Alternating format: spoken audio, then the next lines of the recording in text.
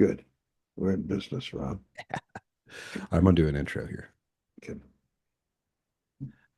Hey, this is Robby Grant with WYXR 91.7 FM Memphis. I'm honored today to have Don Was, one of the most decorated producers in rock history, 6 Grammys. He's recorded with the Rolling Stones, Bob Dylan, Bonnie Raitt, and Willie Nelson. And on March 29th at the GPAC at the Germantown Performing Arts Center, he's in Memphis as band leader, bringing his Pan-Detroit Ensemble to GPAC for a soulful reimagining of the Grateful Dead's Blues for Allah in honor of its 50th anniversary. Don, how you doing? Good to see you, man. Yeah, good to see you. Thanks for taking the time to hang out with me. So this show's been a long time coming now. I mean, you had your tour going, and then we had this Yeah. crazy ice storm in January and had to Yeah. reschedule. Yeah. Um, That was nuts. yeah. So first, just happy that you're able to kind of work it in. And so you're going to be playing just 2 shows. You're going to do Memphis, and then prior to that, you're doing Big Ears in Knoxville. Right. That's right. Yeah. Yeah. That's right. And Yeah. have you been to Big Ears before? I was there last year. Yeah. I didn't play last year. I went, we set up a Blue Note pop-up store. Oh, right. And I did some interviews and I saw some incredible shows. I think it's the best festival in the world. I really do, man. Yeah. I'm getting there early. We're playing on the 28th, but I'm going to get there on the 26th so I can see a bunch of bands. Awesome. Yeah, I'll be there this year, and it's the kind of festival you just walk around and you don't even know who's playing, and you just walk in and are Right, amazed. So I'm right. excited I'll see you guys there because I'm going to be there till through Sunday. So Oh, great. yeah, Perfect. Good. yeah, Yeah. yeah. But you're reimagining Blues for Allah. It's really experimental. It's a jazz leaning record for them. What drew you to that record, and why Blues for Allah? Well, I got to play a lot of the songs playing with Bob Weir. I was in his band until January, Mhm, a mhm. group called the Wolf Brothers. And I was familiar with those songs. What happened was our band was out touring and we were doing the original songs. We put out an album in October and we were pretty much playing the album. And um, we got an offer to play this Deadhead festival in Buford, Georgia. And all right, that Okay. sounds kind of cool. So and the woman who was promoting it said, it's the 50th anniversary of Blues for Allah. You want to play that album?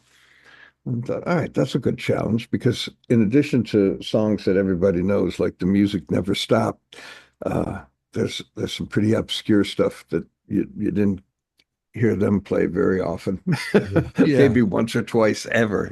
Yeah. And uh, and I always thought it was just kind of improvisational noodling, Right, right. and then like a song like King Solomon's Marbles, say, which is pretty a fairly obscure song, right? And I didn't understand what the structure was, so I took the time to learn them. And sure enough, there is a foundation on which to build. And then the challenge was for us to not play karaoke Grateful Dead, right? When I first started playing with Bobby, I was a little haunted by Phil and by O'Teal and Dead and Company because Yeah. I play really differently from them. Right. And Phil, I don't know, I can't really figure out what he's doing. I know it's There it's crazy. Yeah. there Yeah. there are no bass parts to learn. It's different every single time you hear the song. And I think he was a genius, but I don't know how to play like that. Yeah. So it kind of drove me crazy at first when I joined up with Bobby. And finally, after about 2 or 3 shows, he said, if you want to play this music the way we did it, we weren't playing to a style or anything like that. We were just being ourselves. So Right. don't yeah, forget about Phil. You be you, right? And that was a great relief. And I felt the same thing now. All right, if our band is going to start playing these songs, we can't try to sound like the Grateful Dead or feel like the Grateful Dead. So uh taking Bobby's advice, we Detroiticized it just a little bit. Yeah. I mean, that audience wants to, they like to be pushed in that type Yeah, of music, and so yeah, they're really accepting of that. I mean, they sure were. Yeah. did you grow up a Deadhead, or how did you approach that? Like, when did you make that connection with that music? Was it when you met Bob Weir? Was it prior to that, or I mean, what? How did you enter that? that realm. It's a Well, I deep saw him. realm. It's a very deep realm, Yeah.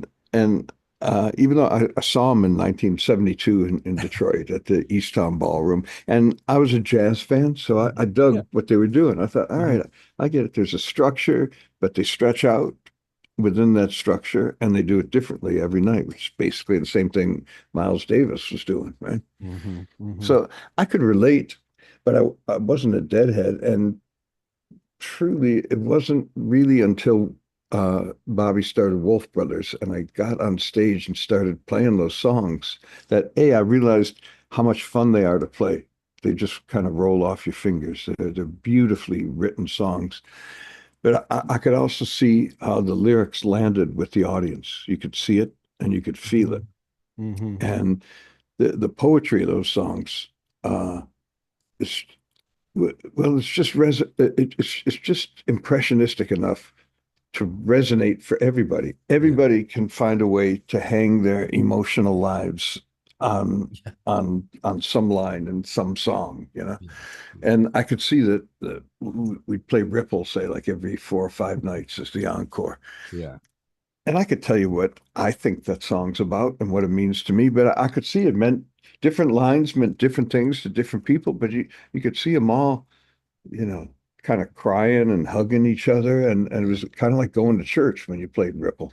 It's Yeah. like a hymn.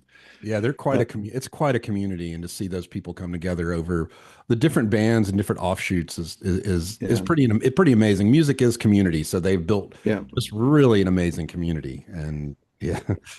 It's remarkable. And also they listen. They're listening to the music really intently, and you can feel them and see them Mhm. react. And when you get that energy coming back to the stage, it actually impacts your choice of the next notes. So the band and the audience becomes a member of the band, really. Yeah. And they start impacting the music. And then you get a band like like we had in the Wolf Brothers or like the Dead or really like the Pan-Detroit Ensemble, which is kind of modeled after that, where there's structure, but we approach it differently every night. Yeah. Well, tell me a little about the band, the Pan-Detroit Ensemble. All Detroit musicians, and congrats on the new record. Yeah. I Thank played you. Midnight Marauders yesterday on my show, Oh, nice. Thank you very and much. love it, and excited to see it. Tell me about the band, like who's in it, how did y'all come together? What's the because this is the debut album. I mean, this is a Debut you're a album. seasoned veteran in the music industry, but this is the debut album for this. So tell me a little Yes. bit about it. Yeah. Yeah. Well, my buddy Terrence Blanchard, great jazz musician, opera composer, film score, he was curating a series for the Detroit Symphony Orchestra Mhm. on Detroit jazz, and he asked me if I wanted to do one of the nights, and I said sure. And then as it got closer, I realized I didn't have a band, and I didn't have any songs to play. So. Uh, I remembered a lesson I learned back in the 90s when I started getting on a roll as a producer. Um, and got to work with a bunch of my heroes, but Bob Dylan, Brian Wilson, Wow. Chris Christopherson, Willie Nelson, Mick and Keith, Leonard Cohen, all kind of almost in a row within a couple of years. Mhm. And it gave me a really serious case of writer's block because I was daunted by how great these cats were, right? So finally, was in the studio with Willie one day, and again lamenting the fact that I can never be Willie Nelson. And then Right. the converse hit me. Yeah, but Willie Nelson can never be you. Right. Willie Nelson didn't drop acid and go to the Grandy Ballroom and see the MC5 and the Stooges. Willie Nelson didn't have George Clinton play Uh-oh. all right, be the thing that makes you different isn't a marketing problem. It's actually your superpower. Hmm. Hmm. That's what hit me. Yeah.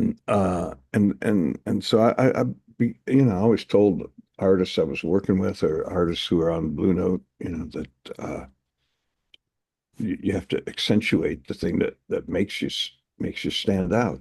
Yeah. Work on that, the stuff that isn't like everybody else. Yeah. Yeah. And so I thought when I had to do this gig for Terrence, I thought, well, just be yourself, just go back to Detroit getting in a room with the best musicians you can think of from Detroit who grew up listening to the same radio stations and playing in the same bars and playing for the same audiences, and basically we're the product of the ethos of a one industry blue collar town like Right. Detroit. Yeah. So I called 8 people who all looked, I played with all of them before, but the 9 of us had never all played together at once. Mhm. And it just clicked from the first minute. And we spoke the same musical language. And I found that there was a really broad stylistic uh, area Yeah. that we could operate within, That's incredible. ranging from the Grateful Dead to Yusef Lateef songs or something like Midnight Marauders, which is a Fat Freddy's Drop Yeah. song originally, Yeah. right? Uh, and uh, and so we just started playing, and there is a thing about Detroit music. It's got a feel and a soul to it that is unique, and that there's an appetite for around the world.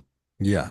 And I mean, there's a comparison there with Memphis. I mean, Memphis Yeah, is absolutely. we'll talk about that a lot in the same breath, Yeah, Hitsville and yeah, Soulsville and Motown yeah, and Stax. I yeah, mean, we're defined by soul music here as well. yeah. I mean, there's like I don't know, I've always thought there's a simpatico relationship with the folks in They're Detroit. very similar. Yeah, very similar. Working And class town, yeah, and also there's something about being removed from the fashion centers of the world. that's The great music, I think, comes from the provinces. In Detroit, for example, like the Motown musicians were all local jazz musicians, yeah, and they were trying to imitate New York R&B records, and they got it wrong in a way, right, right, right. but so right. Right. That's where dub, reggae, all that stuff comes out of like Yeah, just doing it your own way, yeah, having that thing and then you're trying to approach it. Yeah. And I mean, Stack, same thing, the right. neighborhood kids knocking the doors down over at the Yeah, studio. And I mean, yeah. all the stars from Stacks lived probably within, a 2 mile radius of there. So, and So, I mean, Memphis, we have to keep telling people about our legacy. I mean, do you find that with Detroit too? Like you got to remind people like the importance of it, of Detroit. well, that's kind of become our mission, really. Yeah, good. But I start every show out by saying we are on a mission to promulgate the indigenous sounds of our hometown, There you and go. and and I feel we're out there representing, and that it's an important thing to do.